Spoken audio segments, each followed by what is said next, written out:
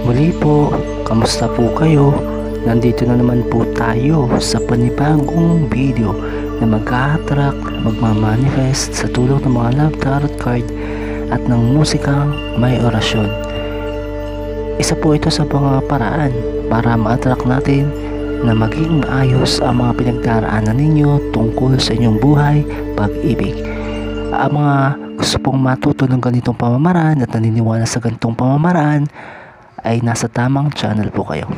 Pipili po tayo ng 3 love tarot card na magpipredict, mag-a-attract at sasabihin kung ano ang inyong pinagdaraanan at solusyon para ma-attract.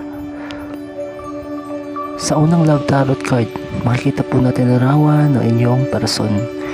Hindi po ibig sabihin na lalaki po yun nasa larawan, lalaki lang po yun. Pwede rin pong babae yan. Depende po sa inyo, sa person ninyo. Sinasabi po nito na iniisip mo siya o di kaya naman iniisip ka niya. Dalawa lang po yan eh. Maaring ikaw ang nag-isip sa kanya o siya naman ang nag-iisip sa inyo. Sa pangalawang love tarot card naman po, ayan po, makikita po diyan na talagang kahit may pinagdaraan kayo, malayo man siya sa'yo o ikaw yung malayo sa kanya, kapwa pa rin po ninyo iniisip ang isa't isa. Hindi lang minsan may kontak o wala mang kontak minsan, pero kayo pa rin po ang nag-iisip sa isa't isa. Sa pangatlong love tarot card naman po,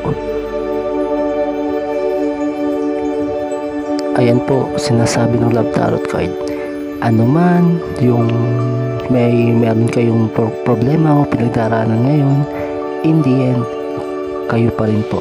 Makikita po natin sa love tarot card ang iba't ibang kulay na nagpapahiwatig na kung sa ngayon madilim, kailangan magtiyaga lamang at sa huli, magiging makulay pa rin ang inyong pagsasama o relasyon. Minsan, kailangan lang po talaga maging matyaga, maging mapagpansin siya, o kung gusto nyo talaga ipaglaban yung inyong person, kakayanin nyo yan. Muli po, kagaya na sinasabi ko lagi dito sa ating channel, para mas maging epektibo ang ating musika orasyon na may mga sublimation o subliminal na minamanifest at may musikang orasyon, kailangan po laging paulit-ulit nyo pong patugtugin o panoorin ang video. At habang pinapanood nyo po ito, kailangan taimtim kayo humihiling at nagsasabi sa videong ito. At kung di pa po kayo nakasubscribe, mag-subscribe na po kayo para lagi kayo updated sa mga bagong videos. Maraming salamat po.